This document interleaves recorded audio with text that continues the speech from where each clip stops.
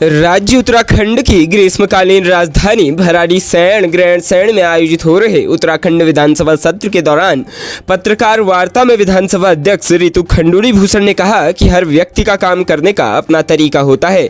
जिस पद पर मैं हूं वह बहुत ही गरिमा का पद है। स्पीकर का पद ऐसा नहीं है कि कोई मजाक करे।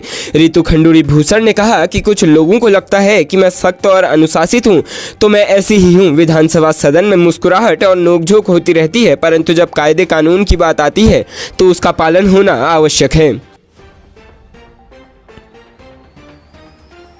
प्रदेश की 5वीं विधानसभा का 4 दिवसीय बजट सत्र हंगामे व तीखी नोकझोंक के साथ अनिश्चितकाल के लिए स्थगित हो गया है।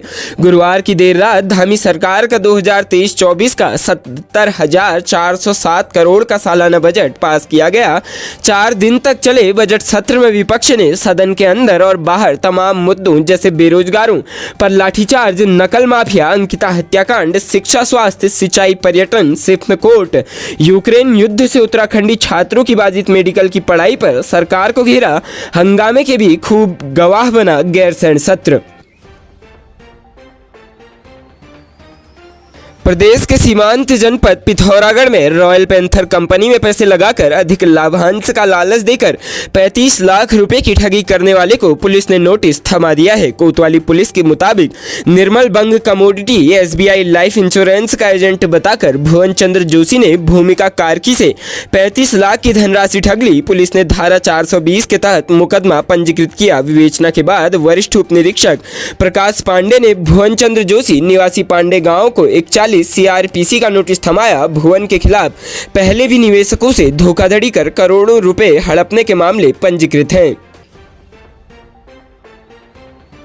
मौसम विभाग ने प्रदेश में 4 दिनों के लिए अलर्ट जारी किया है। मौसम विभाग ने उत्तराखंड में कई जगहों पर बिजली चमकने, ओलावृष्टि को लेकर ऑरेंज और येलो अलर्ट जारी किया है। मौसम विज्ञान विभाग देहरादून के निदेशक के अनुसार शुक्रवार को उत्तराखंड के कई जिलों में हल्की से मध्यम स्तर की बारिश हो रही है, तो वहीं उच्च हिमालयी क्षेत्रों में बर्फबारी की आशंका है। राज्य के निचले इलाकों में ओलावृष्टि की संभावना जताई गई है। मौसम विभाग के अनुसार अगले 4 दिनों यानी 20 मार्च तक यह स्थिति जारी रहने की संभावना है।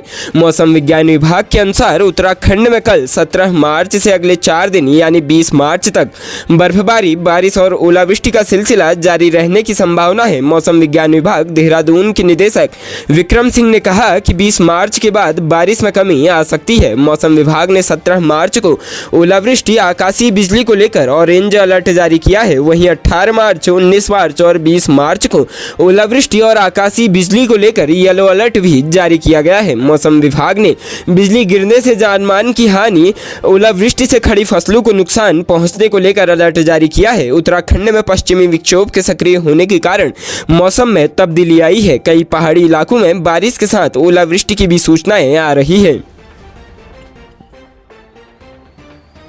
इन्फ्लुएंजा H3N2 का खतरा लगातार बढ़ता जा रहा है। राज्य में भी मामले सामने आ चुके हैं।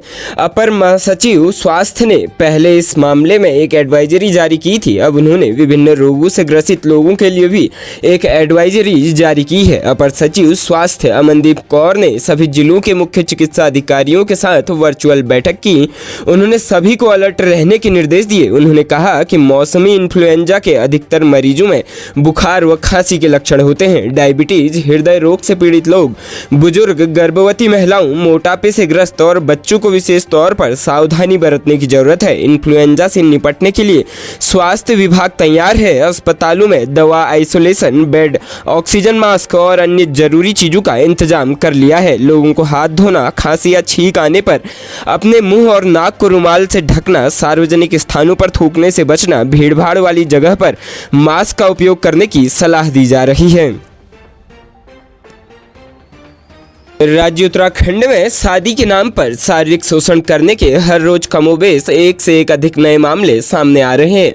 अब एक निर्वाचित जनप्रतिनिधि द्वारा एक लड़की के साथ दरिंदगी करने का घिनौना मामला सामने आया है। लड़की का आरोप है कि ग्राम प्रधान ने उस पर पहले दोस्ती का जाल फेंका। दोस्ती करने के बाद युवक ने उसके साथ 2 सालों तक शारीरिक शोषण करने के साथ उसका वीडियो भी बना दिया। लड़की का कहना था कि इससे पहले भी वह पुलिस के पास शिकायत लेकर पहुंची थी, लेकिन पुलिस ने अभियोग दर्ज नहीं किया, लेकिन अब ज्वालापुर पुलिस ने लक्सर डूंगरपुर के ग्राम प्रधान के विरुद्ध अभियोग दर्ज कर मामले की जांच शुरू कर दी है। पुलिस से प्राप्त जानकारी के अनुसार कनखल निवासी लड़की ने आरोप लगाया है कि करीब 2 साल पहले उसके मोबाइल फोन पर खुद को अरुण कुमार पुत्र ओमपाल सिंह निवासी ग्राम डूंगरपुर लक्सर बताने वाले युवक का फोन आया था। कुछ ही दिन में दोनों के बीच दोस्ती हो गई और जल्द ही दोस्ती प्रेम में बदल गया। इसके बाद अरुण ने शादी करने का वादा किया और उसे शंकर आश्रम के समीप एक होटल में ले गया तथा उसके साथ दुष्कर्म किया और उसकी वीडियो भी बना ली। बताया गया है कि आरोपी सितंबर में हुए पंचायत चुनाव में लक्सर के डूंगरपुर सीट से ग्राम प्रधान चुना गया है। Inspector R K. सकलानी ने बताया कि अभियोग दर्ज कर लिया गया है, मामले की जांच की जा रही है। प्रदेश में पहली बार हरिद्वार जनपद में आपस में शरीर से जुड़ी 2 बच्चियों ने जन्म लिया है। शहर के ज्वालापुर के एक चिकित्सालय में एक महिला ने आपस में पेट से जुड़ी हुई 2 बच्चियों को सिजेरियन ऑपरेशन से जन्म दिया है। फिलहाल दोनों बच्चे और माता सुरक्षित हैं। डॉक्टर भी हैरान हो गए हैं। दोनों बच्चों को अलग करने के लिए बच्चियों और उनकी मां को एम्स ऋषिकेश में रेफर कर भर्ती कर दिया गया है। बताया गया है कि उत्तराखंड के इतिहास में आज तक ऐसा मामला कभी सामने नहीं आया है। चिकित्सालय के डॉक्टर दीपक अग्रवाल ने बताया कि बुधवार दोपहर सराय इलाके में रहने वाले परवेज ने अपनी गर्भवती पत्नी सीबा को सराय में स्थित ओजस अस्पताल में प्रसव के लिए भर्ती कराया। रात करीब 8 बजे सीबा ने 2 जुड़वा बच्चियों को जन्म दिया, लेकिन दिलचस्प बात यह रही कि पैदा हुई दोनों बच्चियां पेट से आपस में पूरी तरह से जुड़ी हुई थी। दोनों की हालत सामान्य थी और वो सही से सांस भी ले रही थी। डॉक्टर अग्रवाल ने बताया कि बच्चियों के माता पिता काफी गरीब हैं। बच्चों के शरीर को अलग करने के लिए हायर सेंटर रेफर किया गया है। बच्चे सकुशल एम्स अस्पताल पहुंच गए हैं। एम्स अस्पताल में बच्चों को सर्जरी से अलग किया जाएगा। राज्य उत्तराखंड के जनपद बागेश्वर में एक घर में महिला व उसके 3 बच्चों के शव मिलने की बड़ी घटना प्रकाश में आई है। मृतकों में एक 5-6 महीने का बच्चा भी है। शव बंद घर में सड़ी गली अवस्था में बरामद हुए हैं। मौत के कारणों का भी पता नहीं चल पाया है। घर का दरवाजा अंदर से बंद होने की वजह से पुलिस प्रथम दृष्टया इसे आत्महत्या मान रही है, लेकिन हत्या की संभावना से भी इनकार नहीं किया जा रहा है। महिला का पति भी 1 मार्च से लापता है। पुलिस से प्राप्त जानकारी के अनुसार गुरुवार की शाम जिला मुख्यालय के नजदीक जोशी गांव के कुछ युवक अन्य मकानों से करीब 100 मीटर की दूरी पर एकांत में बने गोविंद बिष्ट के मकान की ओर पानी लाइन सही करने पहुंचे तो वहां भीषण दुर्गंध महसूस हुई। उन्होंने इसकी सूचना देहरादून में रहने वाले मकान मालिक को दी। मकान मालिक ने शाम करीब 7 बजे इसकी सूचना कोतवाल कैलाश नेगी को दी। इस पर कोतवाल पुलिस बल के साथ मौके पर पहुंचे। घर के दोनों दरवाजे भीतर से बंद थे। पुलिस ने दरवाजा तोड़ा तो भीतर एक साथ 4 लाशें देखकर सभी सन्न रह गए। बिस्तर पर पहला मृत पड़ी थी, जबकि उससे कुछ ही दूरी पर अलग अलग 3 बच्चों की लाश मिली। मृतकों की पहचान 40 वर्षीय नीमा पत्नी भूपाल राम तथा उसकी 14 साल की बेटी अंजलि, 8 साल के बेटे कृष्णा और 6 माह के बेटे भास्कर के रूप में हुई है।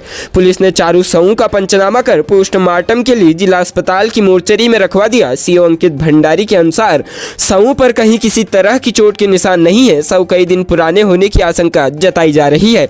पुलिस पूरे मामले की जांच पर जुट गई है। बताया जा रहा है कि मृतक महिला नीमा का पति भूपाल राम लकड़ी के बर्तनों के साथ ही ढोल दमाऊ बनाने का काम करता था। उसकी बड़ी लड़की की शादी हो गई थी। इधर उस पर नौकरी लगाने के नाम पर कई लोगों से रकम लेकर धोखाधड़ी करने के आरोप में बागेश्वर कोतवाली में मुकदमा दर्ज हुआ था।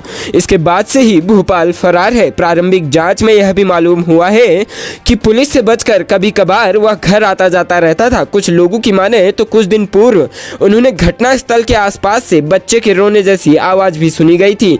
इसके पीछे अंदेशा जताया जा रहा है कि मृतक 5-6 माह का बच्चा भास्कर तब शायद जिंदा हो, लेकिन तब किसी ने इसे गंभीरता से नहीं लिया।